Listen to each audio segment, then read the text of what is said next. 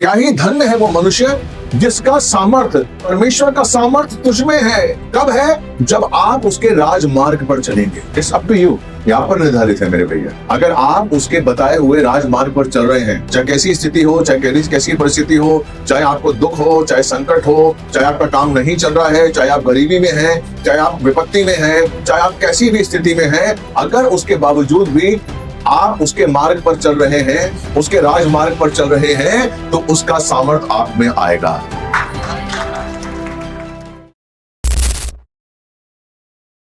Hallelujah, hallelujah, hallelujah. धन्यवाद देते पिता परमेश्वर का। परमेश्वर महान है, महिमा और आदर के योग्य है। परमेश्वर जैसा कोई नहीं है। हम सब खुश हैं, आनंदित हैं। परमेश्वर की उपस्थिति आपको जीवन क्यों देती है? आपको पता है? परमेश्वर की उपस्थिति आपको जीवन क्यों देती है? वो जीवन जो स्वर्ग से उतरा है आपके। परमेश्वर क्यों चाहता है कि हर पल आप उसकी उपस्थिति में रहें?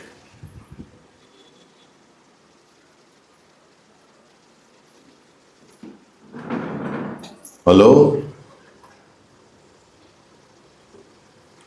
आपने कभी देखा है चांद पर जाते हुए मनुष्य को? जो चांद पर जाता है, देखा आपने टीवी पे? चांद पर गए हुए किसी भाई को देखा है? जब वो चांद पे जाता है तो उसके वो पूरा शरीर उसका एक अलग चोगे से ढका होता है, मास्क होता है, सिलेंडर होता है, पूरा मुंह उसका ढका होता है। किस चीज से? ऑक्सीजन से।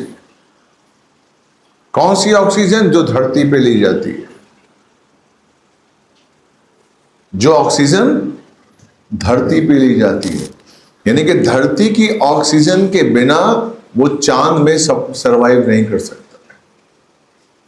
अगर वो निकाल देगा वो ऑक्सीजन, 1 सेकंड में मर जाएगा। इससे वाकिफ हैं हम लोग कहां से आए हैं? हेलो, हम लोग कहां से आए हैं? स्वर्ग से। बोलिए, स्वर्ग से। ऊपर से आए ना? चाहे अपनी मां के दरवाजे से आए हैं, मां की कोख से आए हैं, लेकिन पैदा तो परमेश्वर की इच्छा से हुए हैं। हालेलुया। तो हम स्वर्ग से उतरे हैं और कहां रह रहे हैं? जमीन पर। अगर हमारे अंदर हमारा पूरा जीवन स्वर्गीय चीजों के साथ नहीं बना रहेगा तो हम धरती पर नहीं जी सकते। जिस तरीके से धरती की ऑक्सीजन चांद पर जाने के लिए जरूरी है, उसी तरह धरती पर रहने के लिए स्वर्गीय आशीषों की, स्वर्गीय वस्तुओं की जरूरत है। इसलिए परमेश्वर हमारी आत्मा को जिंदा करके हमें आत्मिकता में बढ़ने के लिए कहता है और अपनी आत्मा हमें देता है। उसका वचन हमें स्वर्ग से मिलता है, उसका वचन हमें स्वर्ग से रिलेटेड करता है, हमेशा स्वर्ग से बांध के रखता है। इसलिए लिखा हुआ, यदि कोई मुझ में बना रहे और मैं उसमें, तो मेरे वचन उसके अंदर बने रहे, तो वो जो चाहे मांगेगा मिल जाएगा। इसलिए परमेश्वर की उपस्थिति हमारे लिए जरूरी है। साम 84 का 4 और 5 पढ़िए। भजन संहिता 84। सब लोग लिख रहे हैं कि नहीं लिख रहे हैं? अपनी कॉपी रखा करिए, पेन रखा करिए, बाइबल रखा करिए। साम 84, 4 और 5। क्या ही धन्य है वे जो तेरे भवन में निवास करते हैं, वे निरंतर तेरी स्तुति प्रशंसा करते रहते हैं। आमीन। क्या ही धन्य है वो जो तेरे भवन में निवास करते हैं, वो तेरी स्तुति प्रशंसा निरंतर करते रहते हैं। इस वचन को समझने के लिए जरूरी है, यानी कि कौन उसके भवन में रह सकता है? जो निरंतर उसकी स्तुति प्रशंसा करता है। हालेलुया। उसका भवन कहाँ है? आप उसका भवन है। उसकी आत्मा आप में वास करती है। अगर आप निरंतर उसकी स्तुति, उसकी आराधना में रहेंगे तो आप उसके भवन में रहेंगे। याद रखिए, ये वचन कह रहा है, अगर आप चाहते हैं कि निरंतर आप उसकी स्तुति, आप उसके भवन में रहें, आप उसके साथ रहें, वो आपके साथ रहे, तो आप निरंतर उसकी स्तुति, आराधना, उसकी प्रशंसा करते रहिए। इसी का 5वां पढ़िए। क्या ही धन्य है वह मनुष्य जिसका सामर्थ्य तुझ में है, जिसके हृदय में सिय्योन के राजमार्ग है। आमेन। क्या ही धन्य है वो मनुष्य जिसका सामर्थ्य तुझ में है। आमेन। उसका सामर्थ्य, आप सोचिए, परमेश्वर का सामर्थ्य अगर आप में आ जाएगा तो आप क्या बन जाएंगे? क्या ही धन्य है वो मनुष्य जिसका सामर्थ्य, परमेश्वर का सामर्थ्य तुझ में है। कब है? जब आप उसके राजमार्ग पर चलेंगे। It's up to you. ये आप पर निर्धारित है मेरे भैया। अगर आप उसके बताए हुए राजमार्ग पर चल रहे हैं, चाहे कैसी स्थिति हो, चाहे कैसी परिस्थिति हो, चाहे आपको दुख हो, चाहे संकट हो, चाहे आपका काम नहीं चल रहा है, चाहे आप गरीबी में हैं, चाहे आप विपत्ति में हैं, चाहे आप कैसी भी स्थिति में हैं, अगर उसके बावजूद भी आप उसके मार्ग पर चल रहे हैं, उसके राजमार्ग पर चल रहे हैं, तो उसका सामर्थ आप में आएगा।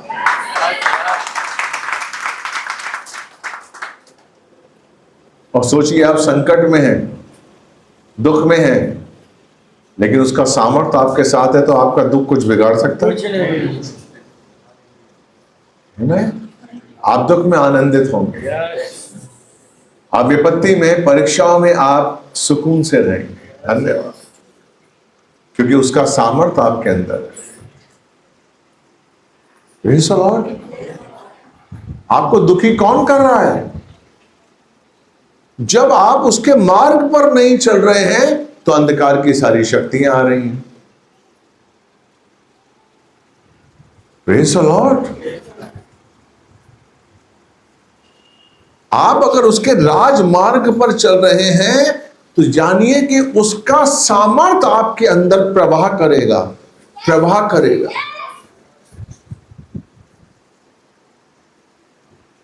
हम इतनी सी बात नहीं समझते, कितना बड़ा परमेश्वर का आशीष है। कोई भी दौलत, कोई भी पैसा, कितनी बड़ी गाड़ियां कुछ नहीं है उसके सामर्थ्य के सामने। क्या था चेलों के पास? उसका सामर्थ्य। जब चेले चलते थे, लोग ठीक होते थे, चंगे होते थे।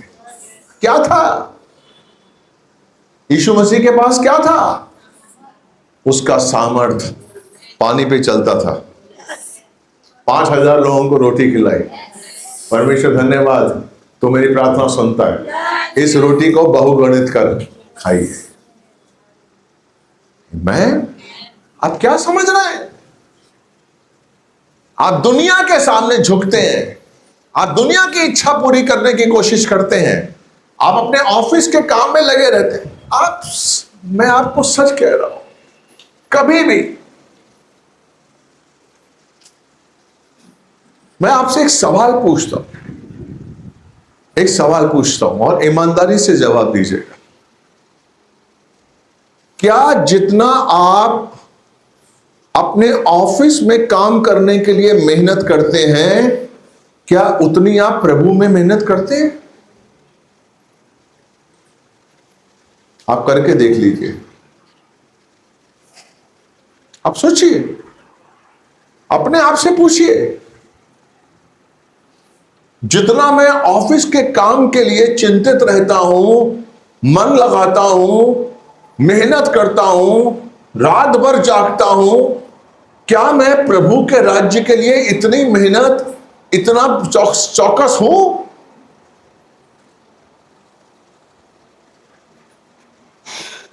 नौकरी क्या देगी आपको? महीने के बाद 50,000 रुपए।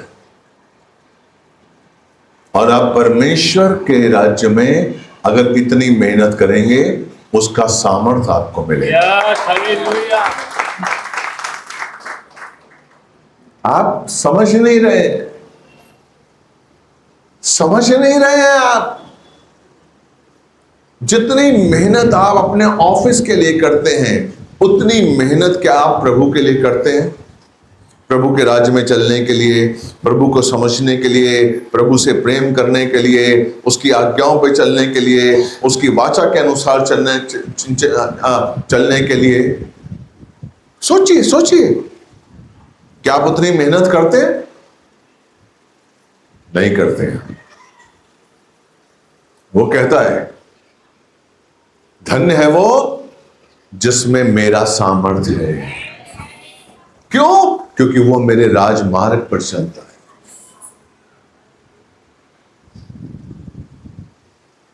मैं आपको बताऊं,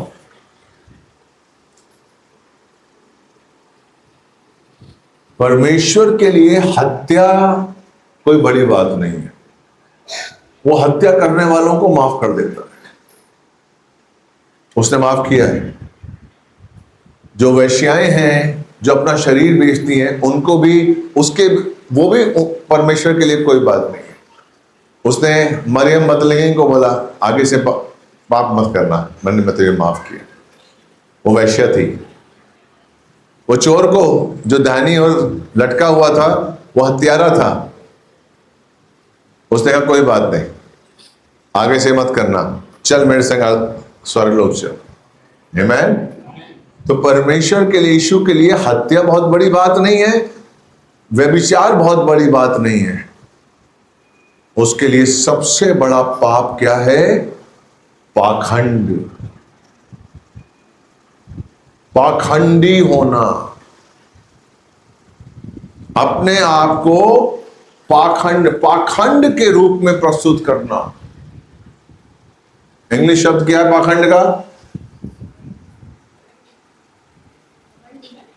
इंग्लिश में क्या पाखंड का मतलब होता है? इंग्लिश में हिपोक्रेट। इतनी जल्दी आपको याद आ गया, आप तो इंग्लिश के मास्टर हैं। हिपोक्रेट, परमेश्वर को हिपोक्रेट से नफरत है। उसे हत्यारे से नफरत नहीं है, वैश्या से नफरत नहीं है इतनी।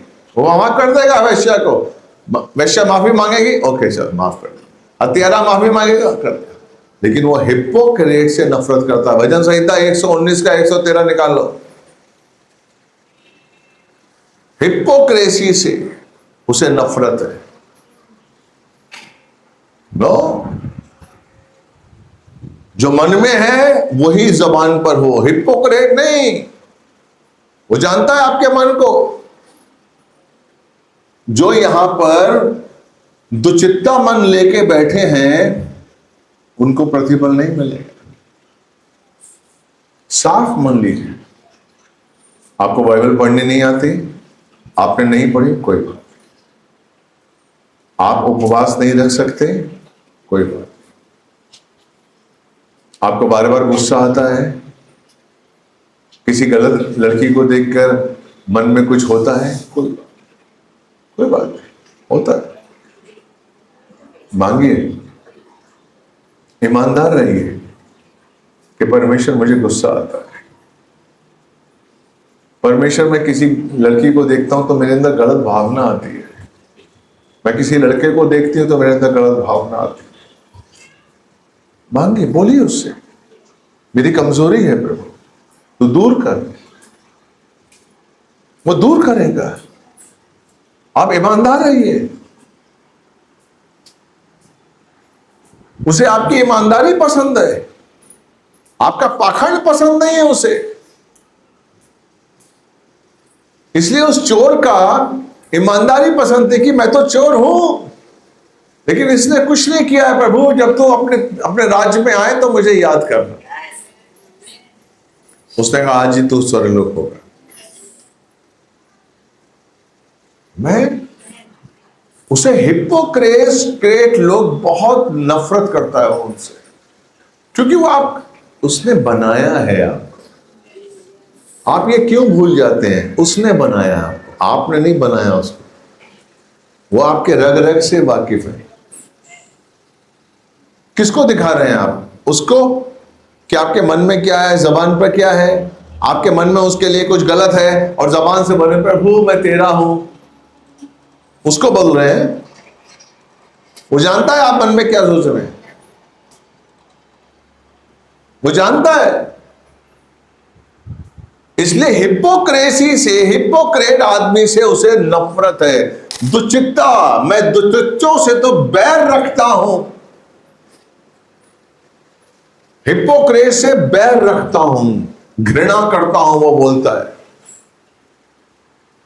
कोई परिपक्व नहीं है, कोई सिद्ध नहीं है।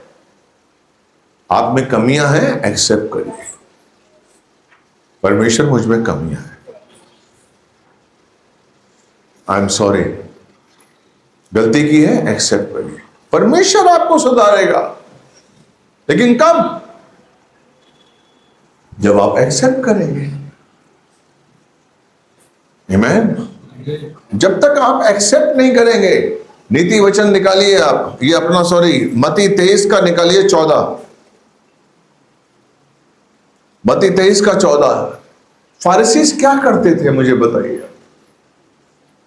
जितने फारिसीस थे ऊपर चोगे पहना करते थे, बड़े बड़े चोगे पहनते थे, हाथ में माला होती थी, हमेशा हमेशा माला रहती थी, प्रार्थना में रहते थे, प्रार्थना में रहते थे।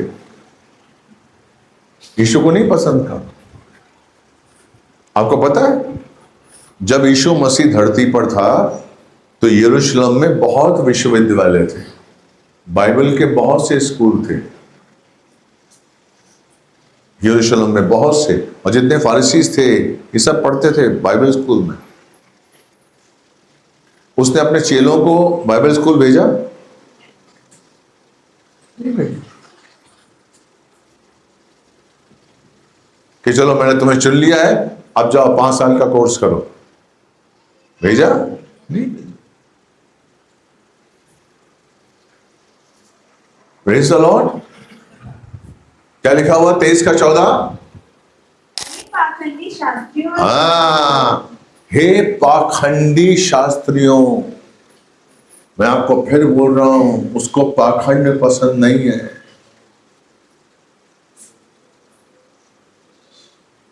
धोखा मत दीजिए, वो ठट्टों में नहीं उड़ाया जाता है। दोबारा पढ़िए। पाखंडी शास्त्रियों और फरीसियों, तुम पर हाय, क्योंकि दिखावे के लिए लंबी लंबी प्रार्थनाएं करते हुए भी तुम विधवाओं के घरों को निकल जाते हो। मैन, दिखावा नहीं, उसको दिखावा पसंद नहीं है। प्रार्थना करते समय दिखावा, उपवास के संग दिखावा, हालेलुया हालेलुया बोल रहे हैं, मन में कुछ और है। नहीं, दिखावा वो नफरत करता है। हमें रोज उसके सामने आगे बढ़ना है। हमारी पहली आशा क्या है? हेलो, क्या आशा है हमारी? पिछली बार बताया था मैंने, 1 यूहन्ना 3 का 2 है, यीशु आने वाला है। ये हमारी पहली आशा है। हालेलुया। 1 यूहन्ना 3 का 3 पढ़िए। प्रत्येक जो उस पर ऐसी आशा रखता है वह अपने आप को वैसा ही पवित्र करता है जैसा कि वह पवित्र है। आमीन। अगर आप ऐसी आशा रखते हैं कि यीशु मसीह आने वाला है तो आप अपने आप को वैसा ही पवित्र करेंगे जैसा वो है। आमीन। ताकि मेरी दूसरी आशा पूरी हो और मैं उसके संग जा सकूं। क्या उद्देश्य है चर्च आने का? अगर आप चर्च इसलिए आ रहे हैं कि मेरी कमाई हो जाएगी, मेरा धंधा बढ़ जाएगा, मेरा नाम हो जाएगा, कोई फायदा नहीं। चर्च का मतलब है आप में यीशु का स्वभाव आ जाए। जिस दिन आप में यीशु का स्वभाव आ गया ना ब्रदर, आपको कुछ मांगने की जरूरत नहीं, कुछ भी। रत्ती भर अपने लिए चिंता मत करिए। जिस दिन यीशु का स्वभाव आप में आ जाए, क्योंकि वो जितना यीशु से प्यार करता है उतना ही आपसे प्यार करता है। यूहन्ना 17:23 पढ़िए। क्या लिखा हुआ 17:23? देखिए, मैं उनमें और तू मुझ में कि वे सिद्ध होकर एक हो जाए, जिससे संसार जाने कि तूने मुझे भेजा और जैसे तूने मुझसे प्रेम किया वैसे ही उनसे भी प्रेम किया। जैसे तूने मुझसे प्रेम किया, जिस तरह परमेश्वर ने यीशु से प्रेम किया वैसा ही परमेश्वर आपसे प्रेम करता है। आप सोचिए आप कौन है, लेकिन आप उसके प्रेम को कब प्राप्त करेंगे? जब आप उसे पिता के रूप में जानेंगे, जब उससे आप संबंध बनाएंगे। हेलो, ज्ञान से संबंध नहीं बनता। आप सोचते कि नहीं साहब मैं और ज्ञान प्राप्त कर लूं और बाइबल पढ़ लूं तो मेरा संबंध उससे बन जाएगा। नहीं, किसी से भी संबंध बनाने के लिए जरूरी क्या है? प्रेम। अगर मैं आपसे प्रेम बनता हूं, मेरा आपका संबंध बन गया, मुझे जानने की जरूरत नहीं है, क्योंकि आई लव यू, मैं आपसे प्यार करता हूं, आप मुझे अच्छे लगते हैं, मेरा संबंध बन गया। उसके बाद मैं आपको जानूं, मेरा संबंध आपसे कम हुआ, और जितना मेरा प्यार आपसे बढ़ता जाएगा उतना संबंध बढ़ता जाएगा। कलीसिया आने का मकसद है कि मुझे रोज उस प्यार में बढ़ते जाना है, प्यार में जड़ पकड़ते जाना है, तभी मैं उसकी ऊंचाई लंबाई चौड़ाई को जान पाऊंगा, तभी मैं उसको जान पाऊंगा। अगर आपके अंदर उसके लिए प्रेम नहीं है ना, तो आप उसको नहीं जान पाएंगे। आपके अंदर उसके लिए प्रेम कैसे उत्पन्न करेंगे? उसने जो जो आपके लिए किया है उसको याद करिए, महसूस करिए। माँ बाप से कैसे प्रेम करते हैं कि मेरी माँ ने मुझे दूध पिलाया, मेरी माँ मेरे लिए जागी थी, मेरी माँ मेरे लिए तड़पी थी, उसने खुद नहीं खाया मुझे खिलाती थी। जहां ये विचार, जहां ये एहसास हुआ, आपके अंदर प्रेम उत्पन्न हो गया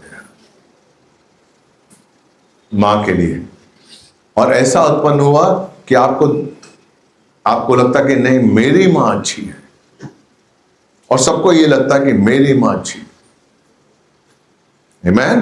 क्योंकि आप अपने उस मां के प्रेम को जान रहे हैं, आपने अपने उस मां के प्रेम को चख लिया है, इसलिए आप कहते हैं नहीं कुछ भी है भैया, मेरी मम्मी की तरह आपकी मम्मी नहीं, मेरी मां है। आमीन। हेलो, इसलिए आपका प्रेम आपको परमेश्वर के मां के करीब लेकर आता है। इसलिए दिखावा नहीं, हम दिखावे के लिए प्रार्थना ना करें, हम दिखावे के लिए उपवास ना करें।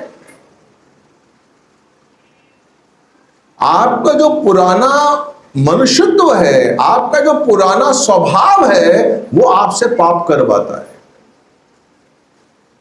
याद रखिए, परमेश्वर कहता है पुराने स्वभाव को दूर कर।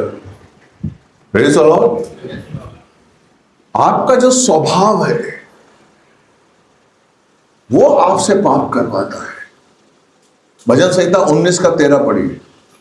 देखिए, ध्यान दीजिए, भजन संहिता 19:13। अपने दास को ढिठाई के पापों से बचाए रख, वे मुझ पर प्रभुता करने ना पाए। ढिठाई के पाप, जो पाप आप मजाक में करते हैं, जो सीरियसली नहीं करते हैं, जो मजाक में बाबा ने मैंने मजाक किया था, अपने आप को प्रार्थना कर रहा है दाऊद कि मुझे ढिठाई के पाप से बचा, क्योंकि वो मुझ पर प्रभुता ना करने पाए। कभी कभी आप मजाक में बहुत कुछ कह देते हैं और अच्छा लगता है, लोग हंसते हैं, और फिर आप सोचते हैं कि नहीं यार, अच्छा यार, मैं कल भी कुछ और मजाक करेंगे, परसों भी कुछ और मजाक करेंगे। आप समझ ही नहीं रहे कि उस मजाक में झूठ है, चलता है यार, उस मजाक में धोखा है। ये आपके स्वभाव को खराब कर रहा है। अपने ढिठाई के पाप से मुझे बचा, वो मुझ पर प्रभुता करने ना पाए, तब मैं सिद्ध हो जाऊंगा। क्योंकि अगर पाप ने आप पर प्रभुता कर ली तो आप सिद्धता की ओर नहीं बढ़ सकते। पढ़ो बेटा, पूरा पढ़ो। अपने दास को ढिठाई के पापों से बचाए रख, वे मुझ पर प्रभुता करने ना पाए, तब मैं निर्दोष बना रहूंगा। तब मैं निर्दोष बना पड़ूंगा। अगर पाप ने मुझ पर प्रभुता करी तो मेरी निर्दोषता, पाप मुझ पर प्रभुता कर रहा है। आगे, और बड़े बड़े अपराधों से बचा रहूंगा। मैं, अब सोचिए, आपका ढिठाई का पाप आपको बड़े बड़े अपराध करा सकता है आपसे। आपका छोटा सा पाप आपसे अपराध करा सकता है और आप सिद्ध नहीं हो सकते। परमेश्वर क्या चाहता है? आपको सिद्धता की ओर आगे बढ़ाना। क्यों यीशु मसीह आपके लिए मरा? ताकि आप शुद्ध हो जाए, पवित्र हो जाए, पापों शापों से मुक्त हो जाए और ईमानदारी से आगे बढ़े। मैं, लेकिन आप वो कब हो सकते हैं? जब आप छोटे छोटे पापों को भी ध्यान से देखें। एक छोटा सा कील, छोटा सा कील, छोटा सा पत्थर अगर आपके पैरों में आ जाएगा, हल्का सा वो चुभता रहेगा। आप कुछ भी हो जाए, आपको, आप उसको निकालेंगे नहीं, तो छोटे से छोटे पत्थर, छोटे छोटे कील ने वो आपको जख्म कर देगा, गहरा जख्म कर देगा। अगर आप नजरअंदाज करेंगे, छोटी सी कील, इतनी सी कील अगर आपके पैर में फंस जाए और अगर आप नजरअंदाज करेंगे तो आने वाले वक्त में वो आपको जख्म दे देगी। एक छोटा सा पाप आपसे बड़ा अपराध करा सकता है। इसलिए बाइबल बोलती है हमें पाप से नफरत करनी है, पाप से घृणा करनी है, पाप को अपने अंदर आने नहीं देना, चाहे कुछ भी हो जाए, चाहे कुछ भी हो जाए। नो, हमें उस संगति में नहीं रहना जहां पाप हो, हमें नहीं चाहिए। हमें वो चीज नहीं देखनी जहां से पाप हो। मुझे पाप से, आप यीशु मसीह के बच्चे तभी हैं जब आप पाप से नफरत करें और पवित्रता से प्यार करें। आप काम भी करें पवित्रता के साथ, पाप नहीं होना चाहिए। किसी से काम करा रहे हैं, उसका पैसा उसे दे दीजिए, कोई धोखा नहीं, जो बोले वो करें।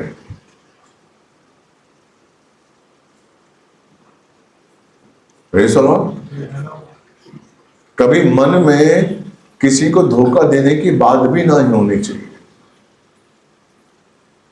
इसलिए ढिठाई के पाप से मुझे बचा कर रख। Praise the Lord. ढिठाई के पाप से मुझे बचा कर रख और मुझे निर्दोष कर, ताकि मैं बड़े बड़े अपराध न कर सकूं। याद रखिए, आपका छोटा सा पाप आपको बड़े अपराध में फंसा सकता है। ये जो आपने कभी देखा है, बड़े बड़े मर्डर होते हैं, बड़ी बड़ी चीजें हो जाती हैं। कैसे होती हैं? बात शुरू होती है छोटी सी, एक छोटा सा गुस्सा शुरू हुआ, छोटी सी गाली शुरू हुई, छोटा सा एक झापड़ मार दिया और वो चीज बड़ी हो गई और किसी ने तमंचा निकाला और मार दिया, खत्म। शुरू कहां से हुई थी? छोटी सी चीज। तो बाइबल क्या समझाती है कि हमें उस छोटी चीज में ही क्षमा मांग लेनी। Okay, I am sorry. आप कहते हैं अरे यार, ये तो एक ही लड़का है यार, इसको मारूंगा तो खत्म हो जाएगा यार। भाग जाएगा, डर जाएगा, और आप पता लगता है कि उसके संग बहुत बड़ी गैंग है और आप फंस गए। Praise the lord, hallelujah. ठिठाई के पाप, इब्रानियों 12:1।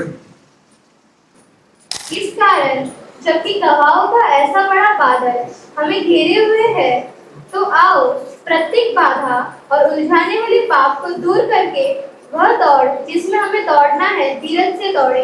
आमीन। कौन रोक रहा है आपको दौड़ने से? उलझाने वाले पाप, उलझाने वाले पाप।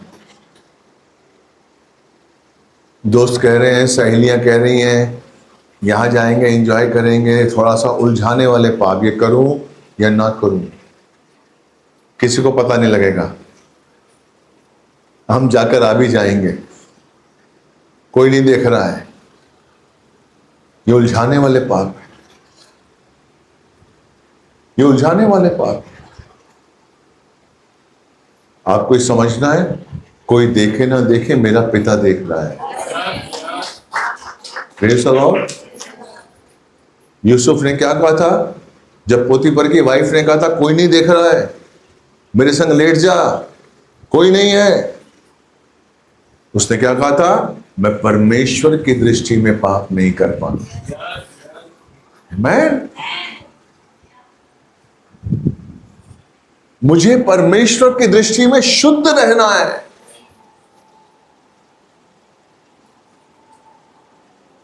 Praise the Lord.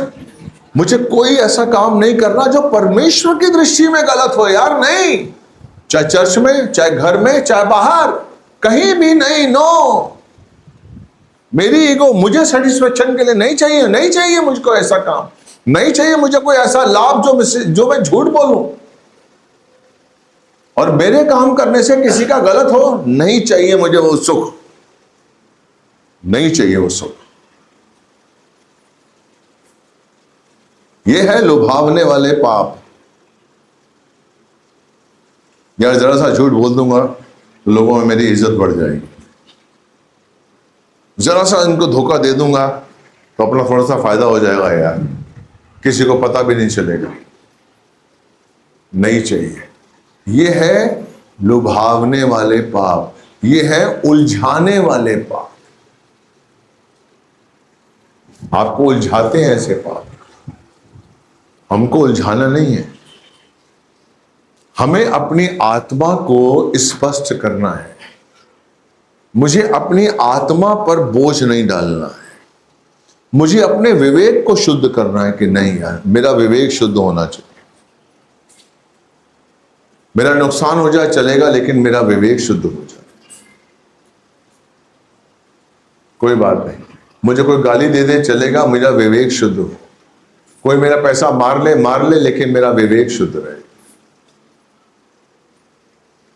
Praise the Lord. मैं अपने विवेक के सामने मुजरिम ना बनूं। नो,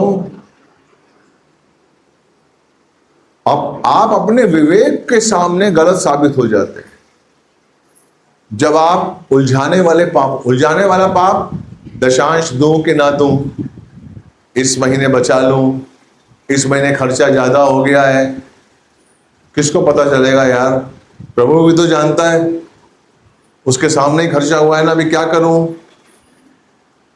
उलझाने वाले पाप, दशांश रोक लिया आपने, उसी समय तो प्रभु आपको जांचता है। हालेलुया। कंगाल विधवा से क्या कहा था कि लोगों ने अपने बहुतायत में से दिया है, इसने अपनी कमी में से दिया है। बहुतायत में से तो बहुत ले लेंगे, आपके पास 10 लाख पड़े हैं, 10,000 दे देंगे, कोई बड़ी बात नहीं आपके लिए। लेकिन अगर आपके पास 10 रुपए हैं और उसमें से भी आप 2 रुपए देते हैं, बहुत बड़ी बात है। आप अपने आप से नहीं चूक रहे, मैं अपना काम कर रहा हूं, मेरे पास हो या ना हो, मैं परमेश्वर की आज्ञा पे चल रहा हूं। ये उलझाने वाले पाप हैं जो शैतान आपको उलझाता है, कह रहे यार कोई नहीं देख रहा है। कौन देख रहा है? कोई नहीं देख रहा है, प्रभु देख रहा है। हालेलुया। इसलिए हमें ईमानदार रहना है। किसके लिए? प्रभु के लिए। और हमें छोटी सी छोटी बातों में ईमानदार रहना है। अगर आप चाहते हैं कि प्रभु आपके साथ ईमानदारी बढ़ते, तो हमें भी परमेश्वर के संग ईमानदारी बरतना है। आमीन। पहला शमूएल 2:30 पढ़िए आप, ध्यान दीजिए, इस वचन को लिख लीजिए। पहला शमूएल 2:30। इस इज़राइल के परमेश्वर यहोवा की वाणी है कि मैंने कहा था जो कि तेरा घराना और तेरे मूल पुरुष का घराना मेरे सामने सदैव चलता रहेगा। और अब यहोवा की वाणी है, और ये बात मुझसे दूर हो, क्योंकि जो मेरा आदर करे मैं उसका आदर करूंगा।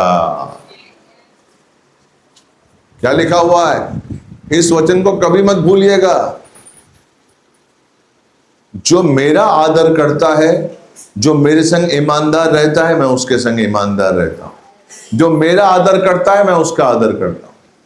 लिखा हुआ है पहला शमूएल 2:30, पढ़ लीजिए। ईमानदारी में जो उसने कहा है उसकी चीज है, उसको देनी है। मुझे अंदर कुछ नहीं है, भूख खाना नहीं है, चलेगा। यही तो ईमानदारी वो देखना चाहता है। Praise the Lord. यही ईमानदारी तो आपको देखना चाहता है। हालेलुया। जब दुनिया आपका आदर कर रही है, आप मेरा आदर कर रहे हैं। जब दुनिया आपको गाली दे रही है, तब आप मेरा आदर कर रहे हैं। यही तो देखना चाहता है वो। जो मेरा आदर करेगा, मैं उनका आदर करूंगा। आपके बिजनेस में, आपके काम में, आपके बुद्धि में, आपके रहने में, आपके घर में, आपके व्यवसाय में, सब में परमेश्वर आपका आदर करेगा जब आप उसका आदर करेंगे। उसको आदर के संग जब आप उसकी आज्ञा पे चलेंगे, आदर के साथ।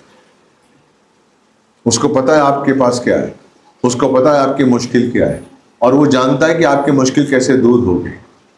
पहले उसका वचन,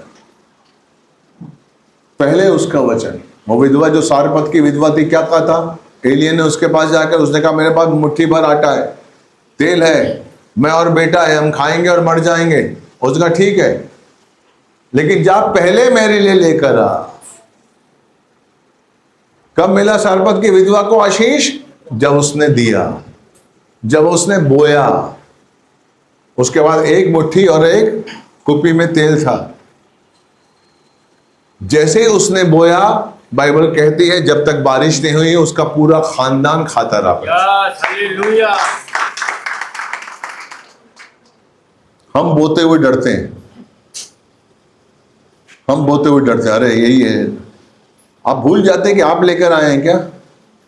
परमेश्वर आपकी चीजों को बढ़ाएगा जब आप बीज बोएंगे तो। Praise the Lord.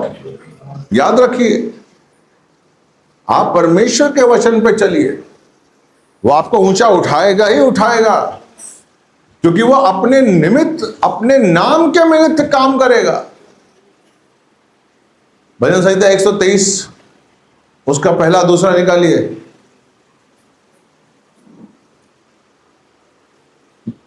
भजन संहिता 23। यहोवा मेरा चरवाहा है, मुझे कुछ घटी ना होगी। वह मुझे हरे हरे चरागाहों में बैठा। आगे अगला, अगला तीसरा। वह मेरे जी में जी ले आता है, धार्मिकता के मार्ग में वह अपने नाम की निमित्त मेरी अगुवाई करता है। आमीन। वो मेरे जी में जी ले आता है, धार्मिकता के मार्ग में अपने नाम के निमित्त मेरी अगुवाई करता है। परमेश्वर आपकी अगुवाई क्यों कर रहा है? क्योंकि आपने उसका नाम लिया है, अपने नाम के निमित्त। क्योंकि उसने आपने अपना नाम उसके संग जोड़ दिया। अभी लोग कहते हैं यीशु की संतान है। जिस दिन आप यीशु की संतान बन गए, उस दिन अपने नाम के निमित्त वो आपको आशीष देगा। अरे मेरा बच्चा है यार, ये मेरे नाम की प्रार्थना करता है, ये मेरे नाम से मांगता है, मुझे देना है, लिखा हुआ है। वो अपने नाम के निमित्त मेरी अगुवाई करेगा। जिस दिन आपने यीशु के नाम को स्वीकार कर लिया और उसके अनुसार चले, उसकी आज्ञा पे चले, वो अपने निमित्त, अपने नाम के लिए, क्योंकि आपने उसका नाम लिया है। आप इस बात को समझ रहे हैं? हेलो, समझ रहे हैं नहीं समझ रहे हैं? वो अपने नाम के निमित्त काम करेगा, क्योंकि आपने कहा नहीं मैं तो प्रभु का हूं। जिस दिन आप निर्भर होगा, नहीं कुछ भी हो मेरा यीशु मुझे बचाएगा, जिस दिन आपने अपना नाम उसके संग जोड़ लिया, आपको कोई कमी घटी नहीं, क्योंकि आपने उसका नाम जोड़ा है। Praise the Lord. हेलो, आप लोग समझ रहे हैं? इसलिए हमें पुराने मनुष्यत्व को अपने अंदर से निकालना है। दूसरा कुरिन्थियन 5, 1 से 5 पढ़िए जल्दी से। दूसरा कुरिन्थियन 5, 1 से 5। क्योंकि हम जानते हैं कि यदि हमारा पृथ्वी पर का तंबू सदृश्य घर गिरा दिया जाए, तो परमेश्वर से हमें स्वर्ग में ऐसा भवन मिलेगा जो हाथों से बना हुआ नहीं परंतु चिरस्थायी है। क्योंकि इस घर में तो हम कराहते और लालसा रखते हैं कि अपने स्वर्गीय भवन को पहन लें और इसे पहनकर हम नंगे न पाए जाए। सचमुच जब तक हम इस तंबू में हैं तो बोझ से दबे हुए कराहते हैं, क्योंकि हम वस्त्र उतारना नहीं वरन पहनना चाहते हैं। आमीन। हम अपने पुराने वस्त्र उतारना नहीं चाहते। यही बाइबल कहती है, हमें अपने पुराने मनुष्यत्व को निकालना है तो आप नए मनुष्यत्व को पहन लेंगे। हम कराहते हैं लेकिन पुराना स्वभाव छोड़ना नहीं चाहते। हम नई धारा में बहना नहीं चाहते। हम नई चाल चलना नहीं चाहते। हमें वही पुराना अच्छा है। पुराने कपड़ा भी हमें अच्छे लगते हैं। पुराना नाइटी फट भी जाएगा, कमीज बनियान फट भी जाएगी, तब भी पुरानी अच्छी लगेगी। हम नया पहनना नहीं चाहते। परमेश्वर हमको नया वस्त्र देना चाहता है, नया जीवन देना चाहता है। इसलिए हमें नए जीवन को पाने के लिए पुरानी चीजों को निकालना पड़ेगा, पुराने स्वभाव को निकालना पड़ेगा। Praise the Lord. जल्दी से एक वचन और देखेंगे, उसका बंद करूंगा मैं। प्रकाशित वाक्य 3 का 21। हालेलुया। प्रकाशित वाक्य 3 का 21। ध्यान से समझिए इस वचन को। अगर आपने समझ लिया आपका जीवन बदल जाएगा। प्रकाशित वाक्य रेवलेशन 3:21। जो जय पाए उसे मैं अपने साथ अपने सिंहासन पर बैठने दूंगा। जो जय पाए, जो जय पाएगा, किस में जय पाएगा? देखिए, पाप 5 तरीके से आपके जीवन में आता है रोज। एक शब्दों के रूप में, एक विचार के रूप में, एक आपके नजरिए के रूप में, एक आपकी योजना के रूप में, और एक आपके उद्देश्य के रूप में। आपका उद्देश्य अगर पाप है, आपका अगर मुंह से आप गलत शब्द बोल रहे हैं पाप के रूप में, आप गलत सोच रहे हैं, आपका नजरिया गलत है, आपकी योजना गलत है, इन 5 अगर चीजों से आप जय पाएंगे तो परमेश्वर आपको अपने सिंहासन पर बिठाएगा।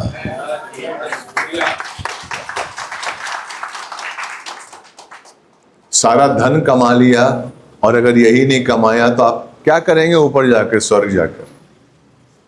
वो कहता है मुंह के बोले हुए पाप, विचारों के पाप, आपके नजरिया का पाप, अंदर कुछ बाहर कुछ, आपकी योजना में पाप और आपके उद्देश्य में पाप। ये 5 पाप से अगर आपने अपने आप को बचा लिया तो यीशु का वादा है कि वो आपको अपने सिंहासन पर बैठाएगा। हेलो, इसलिए आपको हिपोक्रेट्स लाइफ से निकलना पड़ेगा। कैसा लग रहा है? अच्छा लगा? आज का वचन अच्छा लगा? Praise the Lord. प्रभु आपको बहुत बहुत बहुत आशीष दे। हालेलुया।